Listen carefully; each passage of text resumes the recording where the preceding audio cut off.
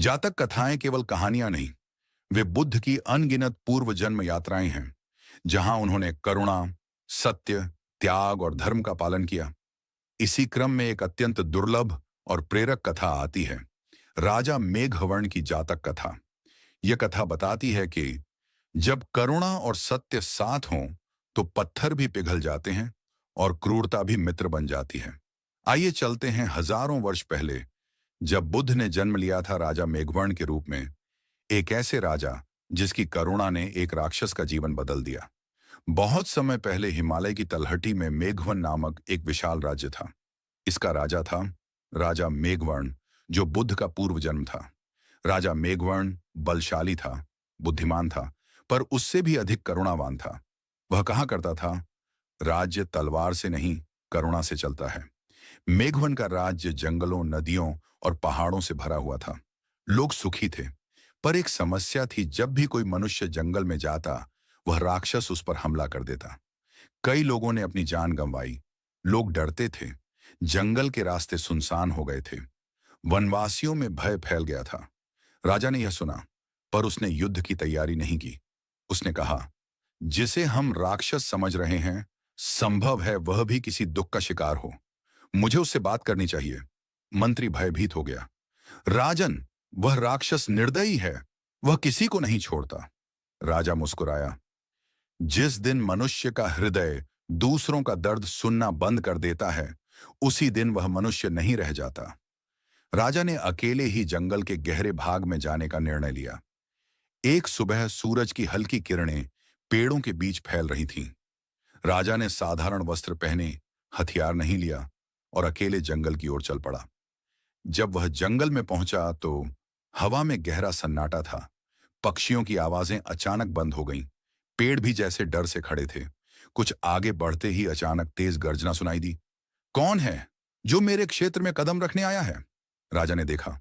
एक विशालकाय शरीर, लाल आंखें, तेज दांत और आग की तरह दहकती सांसें। वह था राक्षस विरेचक। लोग उसे देखकर मर जाते, पर राजा शांत खड़ा रहा। उसने कहा, मैं मेघवन का राजा मेघवर्ण हूं। मैं तुमसे बात करने आया हूं। राक्षस हंसा। तुम बात करने आए हो? बाकी लोग मुझसे भागते हैं, और तुम? राजा ने धीरे से कहा, जो डरता है वही भागता है, पर जो समझता है वह रुकता है। राक्षस चिल्लाया, तुम्हें मुझसे डर नहीं लगता? राजा ने कहा, डर क्यों लगे? तुमने मुझे कोई हानि नहीं पहुंचाई। राक्षस गुस्से से तड़प उठा। उसने जमीन पर मुट्ठी मारी। धरती कांप उठी। मैं मनुष्यों को मारता हूं, तुम मुझे राक्षस नहीं मानते? राजा ने उत्तर दिया, राक्षस वह नहीं जो भयावह दिखता है। राक्षस वह है जो करुणा खो दे।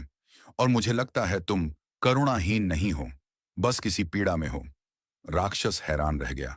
किसी ने आज तक उससे ऐसे बात नहीं की थी। राजा ने धीरे धीरे उसकी ओर कदम बढ़ाए। विरेचक, तुम्हें कैसा दर्द है? राक्षस की आंखों में अचानक आंसू आ गए।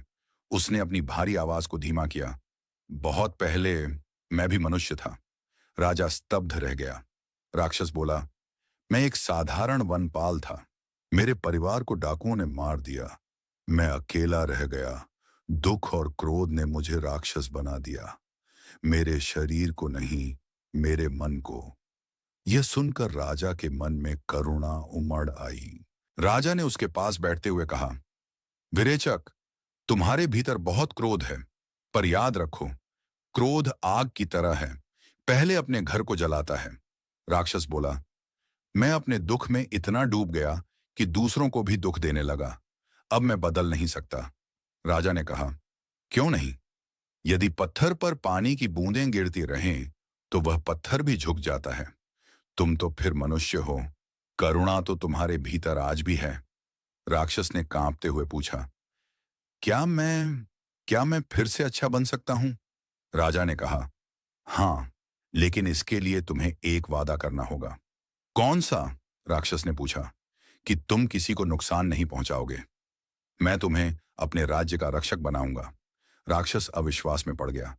तुम एक राक्षस को रक्षक बनाओगे? राजा मुस्कुराया। मैं राक्षस को नहीं, उसके भीतर के मनुष्य को देखता हूं। राजा की बातों ने राक्षस के भीतर वर्षों से जमा दर्द को पिघला दिया। उसने पहली बार अपने क्रोध को छोड़कर करुणा को अपनाया। राक्षस बोला, राजा मेघवर्ण, तुम्हारी करुणा मेरे लिए अमृत है। आज से मैं किसी को हानि नहीं पहुंचाऊंगा। राजा ने कहा, फिर मेरे साथ चलो, तुम अब जंगल के रक्षक हो। राक्षस की आंखों में चमक आ गई। करीब 100 साल से उसे पहली बार किसी ने अपनाया था। राजा मेघवर्ण और राक्षस विरेचक साथ साथ जंगल के भीतर घूमे। राजा ने उसे बताया, लोगों से कैसे बात करनी है, भय को कैसे छोड़ना है, दुख को कैसे समझना है। धीरे धीरे विरेचक बदलने लगा। अब वह रास्ता भटकने वालों को सही मार्ग दिखाता, जानवरों को बचाता, जंगल में शांति बनाए रखता। लोग हैरान थे। जहां पहले राक्षस का डर था, अब वहां उसका सम्मान होने लगा। कुछ महीनों बाद पड़ोसी राज्य कालमह ने मेघवन पर आक्रमण की तैयारी की। कालमह का राजा क्रूर था। उसने कहा, मेघवर्ण का राज्य जंगलों और सोने से भरा है, हम उस पर हमला करेंगे। खबर राजा मेघवर्ण तक पहुंची। मंत्री बोले, राजन, हमारी सेना उनसे कम है, हम युद्ध नहीं जीत पाएंगे। राजा शांत था। उसने कहा, हमारे पास सत्य और धर्म है, और एक मित्र भी है जिसे लोग राक्षस कहते हैं, पर जो मेरे लिए वीर योद्धा है। जब युद्ध का दिन आया, कालमह की विशाल सेना मेघवन पर टूट पड़ी। लोग डर गए, पर तभी जंगल से भीषण गर्जना सुनाई दी। वही विरेचक था, पर अब वह राक्षस नहीं, मेघवन का रक्षक था। उसने कहा, यह राज्य मेरा घर है, जो इसे नुकसान पहुंचाएगा, मुझे उससे लड़ना होगा। युद्ध शुरू हुआ। वह बिजली की तरह सेना पर टूट पड़ा। कई सैनिक डरकर भाग गए, पर उसने किसी को मारा नहीं, केवल हथियार छीनकर उन्हें पीछे धकेला। वह राजा मेघवर्ण की करुणा का पालन कर रहा था। राजा मेघवर्ण ने अपनी सेना का नेतृत्व किया और युद्ध जीत लिया। कालमह का राजा पराजित होकर भाग गया। युद्ध समाप्त हुआ। राजा ने राक्षस को अपने पास बुलाया। विरेचक, तुम्हारे कारण हजारों लोग बच गए, तुम आज राज्य के सबसे बड़े वीर हो। विरेचक भावुक हो गया। राजन, आपने मुझे राक्षस नहीं, मनुष्य मानकर बचाया। यह जीत आपकी करुणा की है। राजा बोला, करुणा सबसे बड़ी तलवार है, जो घाव नहीं देती, दिल जीतती है। लोगों ने विरेचक को अपने कंधों पर उठा लिया।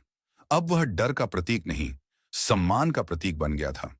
वृद्धावस्था में राजा मेघवर्ण ने प्रजा को बुलाया और कहा, सुनो मेघवन के लोगों, मैंने अपने जीवन में देखा है कि राक्षस शरीर से नहीं बनता, राक्षस मन से बनता है, और करुणा मन के सबसे बड़े अंधकार को भी मिटा सकती है।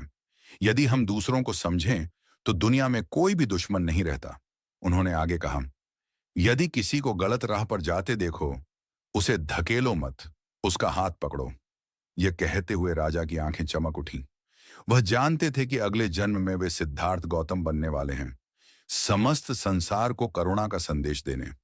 इस जातक कथा से हमें यह गहरी सीख मिलती है। 1. करुणा से बड़ा कोई शस्त्र नहीं, तलवारें युद्ध जीतती हैं, पर करुणा दिल जीतती है। 2. कोई भी मनुष्य पूरी तरह बुरा नहीं होता, हर बुराई के पीछे कोई दर्द छिपा होता है। उस दर्द को समझो, वह बुराई मिट जाती है। 3.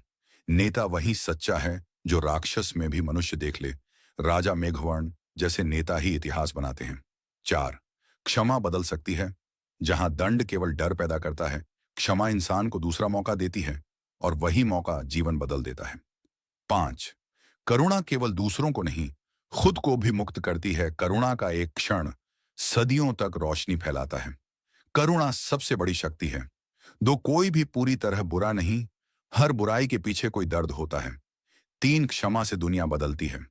4. नेता वही जो राक्षस में भी मनुष्य देख ले। अगर यह कहानी आपको पसंद आई तो वीडियो को लाइक करें, चैनल को सब्सक्राइब करें, और